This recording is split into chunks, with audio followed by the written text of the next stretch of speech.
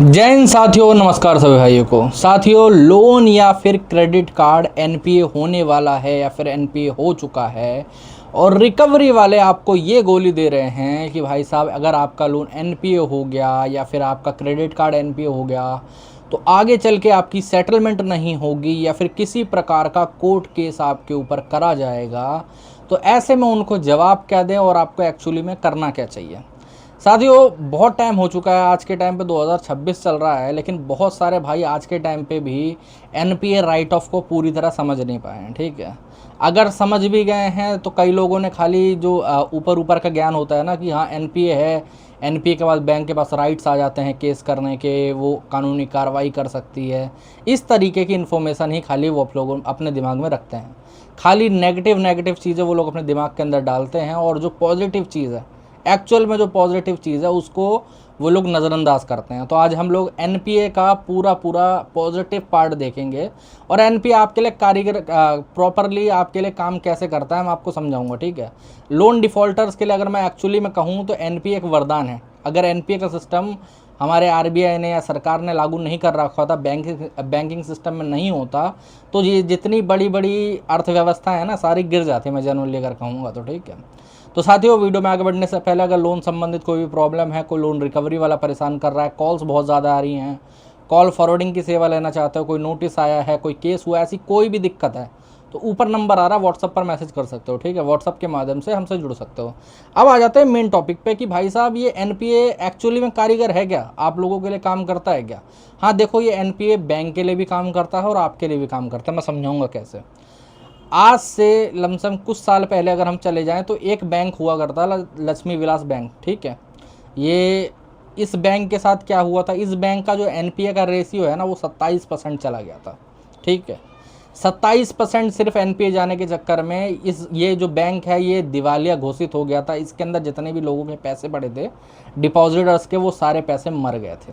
समझ रहे हो। आज के टाइम पे अगर कोई बैंक है ना जिनके ऊपर, मतलब आपको मैं एक एग्जांपल दूंगा, एसबीआई बैंक है, वो तो करोड़ों लाखों करोड़ रुपए उसके अंदर है ना, और काफ़ी सारे लोगों का पैसा भी उसके अंदर है। उसका एनपीए कितना होगा आप लोग सोच के देखो। वो लोग अपना एनपीए मेंटेन करने की ट्राई करते हैं, उनका एनपीए मिलेगा आपको 2% या 3%, इससे ऊपर नहीं है। समझ रहे हो। 20% अगर किसी का एनपीए होगा तो पक्का 100% गारंटी है कि वो बैंक गिरेगा, 105% वो बैंक दिवालिया हो जाएगा। जैसे एक एग्जांपल है येस बैंक का। ठीक है, आपको पता होगा कोरोना काल से पहले की बात है, अगर किसी को ना पता हो तो आप लोग न्यूज़ चेक कर सकते हो जाके, कोरोना काल से पहले की। ठीक है, तो कोरोना काल से पहले येस बैंक का जो एनपीए रेशियो है वो 14% पहुंच गया था। 14% पहुंचने के चक्कर में वो बैंक दिवालिया होने वाला था, बट फिर आरबीआई ने उसको बचा लिया जैसे तैसे करके। कुछ पैसा अपनी तरफ से डाला, कुछ इन्वेस्टर्स ने डाला, तब जाके वो बैंक बचा। लेकिन उसका जो शेयर प्राइस था ना, वो कहाँ 250 रुपये था, आज के टाइम पे उसका 20 रुपये भी शेयर प्राइस नहीं है। समझ रहे हो। तो ये चीज़ें वहाँ पर हो गई हैं। अब ये एनपीए आपके लिए काम कैसे करता है। अब हाँ, ये बात राइट है कि जो भी बैंक है, एनबीएफसी है, उसके पास राइट्स आ जाते हैं कि वो एनपीए के बाद आपके ऊपर कानूनी कार्रवाई, मतलब कोई कोर्ट केस कर सकता है। अब लीगल नोटिस तो वो एनपीए से पहले भी भेज सकता है। बहुत सारे लोगों को मैसेज आता है कि सर अभी एनपीए नहीं हुआ, मेरे को आर्बिट्रेशन का नोटिस आ गया, मेरे को क्या कहते हैं ये डिमांड नोटिस आ रहा है, मेरे को ये चेक बाउंस का नोटिस आ रहा है। ये क्यों भेजना सर, अभी तो एनपीए हुआ ही नहीं, लीगल कार्रवाई क्यों कर रहे हैं एनपीए से पहले। तो भाई ये जो नोटिस आ रहा है ना, ये लीगल कार्रवाई नहीं है। लीगल कार्रवाई हम लोग कोर्ट की कार्रवाई को कहते हैं। ठीक है, आर्बिट्रेशन कोई कोर्ट नहीं कर रहा है। ये जो लीगल नोटिस है वो कोई कोर्ट आपको नहीं भेज रहा है, कोर्ट से आएगा तो समन आएगा, तो इतना डरने घबराने की जरूरत नहीं। और वैसे भी मैं आप लोगों को बता देना चाहता हूँ, अगर किसी बैंक को केस करना होगा तो वो चाहे तो एनपीए के बाद तुरंत भी कर सकता है, या फिर अगर नहीं करना होगा तो वो ना 3 साल बाद भी नहीं करेगा। मैं आपको जेन्युइनली बताऊं, ऐसे बहुत सारे लोन्स हैं, ऐसे बहुत सारे क्लाइंट्स को मैं अपने जानता हूं जिनके लोन्स 3-3, 4-4 साल से डिफ़ॉल्ट चल रहा है, कोई कोर्ट केस नहीं हुआ, कोई कुछ नहीं हुआ। क्यों नहीं हुआ, क्योंकि बैंक जो है वो 90% लोगों पे कोर्ट केस फाइल करते ही नहीं है। उनको भी पता है कि अगर हम लोग कोई कोर्ट केस करेंगे, मतलब कोई अपना सेक्शन 25 का या चेक बाउंस का कोर्ट केस करेंगे, तो पहले हमारे 20-30 हज़ार रुपये वहाँ पर लग जाएंगे कोर्ट में, और उसके बाद जाके कहीं पर वो भी कोर्ट केस चलेगा, साल, 1.5 साल, 2 साल। क्योंकि ये कोई ऐसा तो ऑफेंस है नहीं कि भाई साहब आपको सीधे जेल में डाल दिया जाएगा।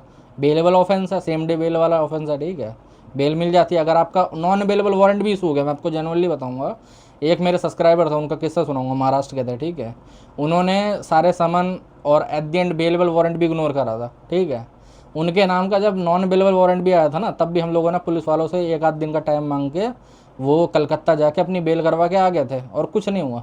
समझ रहे हो, सेम डे बेलेबल ऑफेंस था, वहाँ पर भी बेल हो गए, तो उतना कोई डरने वाली बात नहीं होती है। समझ रहे हो। अब आ जाते हैं कि भाई साहब फिर एनपीए आपके लिए कारीगर कैसे है। मैं कई सारे लोग कमेंट करते हैं, तो उनको मैं जवाब देना चाहूँगा। भाई देखो, आपको पता होना चाहिए, ठीक है। कई लोग ये बोलते हैं कि हाँ एनपीए के बाद सेटलमेंट हो जाती है, तो अगर हम सेटलमेंट कर लेंगे तो दोबारा कभी लोन भी तो नहीं मिलेगा। मैं आपको बता देना चाहता हूँ, अगर आप सेटलमेंट करने के तुरंत बाद लोन की आशा रखते हो, जैसे 1 महीने 2 महीने 6 महीने के अंदर, तो आपके अंदर फाइनेंशियल लिटरेसी मतलब आर्थिक ज्ञान ज़ीरो है। मैं आपको जेन्युइनली बोलूँगा, आर्थिक ज्ञान आपके अंदर ज़ीरो है अगर आप तुरंत लोन के लिए भागते हो।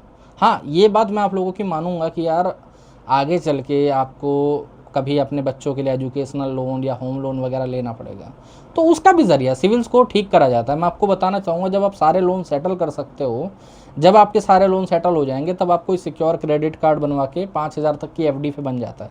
ठीक है, आपको 5-6 हज़ार रुपये की एफडी करवानी पड़ेगी, बन जाएगा आपका कार्ड। ठीक है, या फिर एक गोल्ड लोन ले लो 5-6 हज़ार रुपये का। ठीक है, उसको आप 3 किस्तें बनवा लो, 3 किस्तें पे करो। ऐसे कर करके अगर आप साल भर ये चीज़ कर लेते हो, तो आपका सिविल दोबारा से उसी वहीं पर आ जाएगा, जितना गिरा था ना उतना बढ़ भी जाएगा। ओके, और जो आपके सेटल होते हैं ना लोन्स वगैरह, तो वो जो नेगेटिव में सिविल गया होता है वो वैसे भी इंप्रूव हो रहा होता है वहाँ से भी। ओके, और आगे चल के आपको छोटे छोटे लोन जैसे 10,000 20,000 के लोन्स मिलेंगे एनबीएफसी के द्वारा, और जब आप उनको टाइम टू टाइम पे कर दोगे, तो वही एनबीएफसीज आपको बड़े लोन भी प्रोवाइड करने लगती हैं। हमारे जितने भी कस्टमर है ना पुराने, जिन जो सेटल कर चुके हैं सारे लोन, उनकी सिविल हम लोग इसी तरीके से ठीक करवाते हैं। समझ रहे हो, यही प्रॉपरली वे है सिविल ठीक करने का। ओके, और जो ये रिकवरी वाले आपको गोली देते रहते हैं कि एनपीए हो गया तो ये हो जाएगा वो हो जाएगा, एनपीए आपके लिए बुरा है, एनपीए में चला गया तो सीधे आपको कोर्ट में पैसा भरना। एक लाइन बहुत ज़्यादा फेमस है इन लोगों की, ये लोग व्हाट्सअप करते हैं, कई बार कॉल पे भी बोलते हैं कि एक बार आपका लोन एनपीए हो गया ना, तो आपको सीधे कोर्ट में जाके पूरे पैसे भरने पड़ेंगे। अभी फ़िलहाल में तो आप एक किस्त भर दो। ठीक है, मैं आपको बता देना चाहता हूँ, अगर आपके ऊपर एक्चुअल कोर्ट केस भी फाइल हो जाए ना, ठीक है, सेक्शन 25 का, चेक बाउंस का, ये फॉर्जरी का, तो भी आपको पूरा अमाउंट के एक किस्त भरने की ज़रूरत नहीं है। आप खाली उस केस को लड़ते रहो, आगे चल के वो भी सेटल हो जाता है। आप चाहो तो इन कोर्ट सेटलमेंट कर सकते हो, वहाँ पर बोल सकते हो कि भाई मेरे को सेटलमेंट करनी है, आप मेरे को एक अच्छा ऑफर दे दो। अगर वहाँ नहीं बोल पाओगे तो भाई आउट ऑफ कोर्ट सेटलमेंट कर लो, बैंक को मेल कर लो, बैंक को सेटलमेंट रिक्वेस्ट लेटर पोस्ट कर दो, इससे भी आपका सेटलमेंट हो जाएगा, कोई दिक्कत वाली बात नहीं है। ये सब कुछ नहीं है, ये जितने भी रिकवरी वाले हैं इनके डराने का नया नुस्खा है। अब होता क्या है कि जब मंथ शुरुआत होती है ना, तब तो ये लोग कुछ ज़्यादा इतनी बकवास करते ही हैं। जैसे जैसे मंथ एंड होने लगेगा 20 तारीख के बाद, वैसे वैसे ये लोग है ना अपने लीचड़पने पे आ जाते हैं। लीचड़पना क्या है, किसी भी तरीके से डराएंगे, किसी भी तरीके से डराएंगे। एक मेरे सब्सक्राइबर थे, मैं आपको एक एग्जांपल दूंगा, कोई गूगल पर उसको कोई वारंट की कॉपी मिल गई होगी ऐसे, ठीक है, किसी के नाम की। अब वो वारंट था 2019 का, मेरी बात सुनना, ठीक है। उस पर नाम एडिट करवा दिया, ठीक है, और उसकी फ़ोटो लेके भेज रहा, फ़ोटो भी ब्लर भेज रहा ताकि पूरा पता ना लगे थोड़ा सा, ठीक है। अब कस्टमर डर भी रहा है। अब उसमें ऊपर ऊपर लिखा हुआ है कि ये केस 2019 का है, तब कस्टमर ने लोन भी नहीं लिया था, तो केस कैसे हो जाएगा। सोचने वाली बात है ना। वो तो हम लोग अपने जितने भी सब्सक्राइबर हैं या फिर आप लोगों को इन्फॉर्मेशन देते रहते हैं, वरना ये लोग तो नोच के खाने की ट्राई करेंगे आप लोगों को, जेनुअनली कहा जाए तो। क्योंकि जितने भी रिकवरी एजेंट हैं ये कुछ नहीं है, गंदी नाली का सुअर ही है और कुछ नहीं है। समझ रहे हो, ये लोग ट्राई करते हैं कि किस तरीके से कस्टमर को हैरेस करा जाए, किस तरीके से कस्टमर को परेशान करा जाए, कभी एनपीए के नाम पे, कभी राइट ऑफ के नाम पे। हर एनपीए राइट ऑफ आपके लिए बहुत बेनिफिट की चीज़ है। ओके, बैंक के लिए भी है। आप बैंक जितने भी बैंक हैं वो आपका लोन एनपीए करके आगे चल के राइट ऑफ करके उसको आराम से सेटल करके ख़त्म करवा देते हैं। अगर ये ना करे तो बैंकों के ऊपर कर्जा बढ़ेगा, सीधी सी बात है ना। वरना आप लोग तो बैंक से टाइम मांगते हो, बोलते हो कि मुझे 7 महीने का टाइम दे दो या 6 महीने का टाइम दे दो। बैंक देता है क्या? नहीं देता ना। मॉरिटोरियम के लिए अप्लाई करो तो उसमें भी 10 तरीके के डॉक्यूमेंट मांगेगा, एप्लीकेशन लिखवाएगा, और वो भी कुछ कुछ लोगों को मिलता है। जैसे हमारे कुछ जैसे मैं आपको एक एग्जांपल दूंगा, पिछले महीने मैंने कम से कम 10-12 लोगों का मॉरिटोरियम का एप्लीकेशन भिजवाया होगा बैंकों को, ठीक है। कितने लोगों का अप्रूव हुआ? 2 लोगों का अप्रूव हुआ, क्योंकि उसमें सारे लोगों को देखा जाता है कि भाई इन्होंने कितनी पेमेंट करी थी, पहला कोई डिफ़ॉल्ट था कि नहीं, और तो कर्जा नहीं चल रहा, सारी चीज़ें देख के देते हैं। अब अगर ये सबको मॉरिटोरियम प्रोवाइड करने लगे, जो कि एक्चुअली में 2 साल तक का मॉरिटोरियम लोग प्रोवाइड कर सकते हैं सारे लोगों को, ठीक है, तो लोगों के लिए भला नहीं हो जाएगा। लेकिन नहीं करती बैंक, तो बैंक फिर जब नहीं कर रही है कोई काम तो खुद ही भुगतेगी भाई।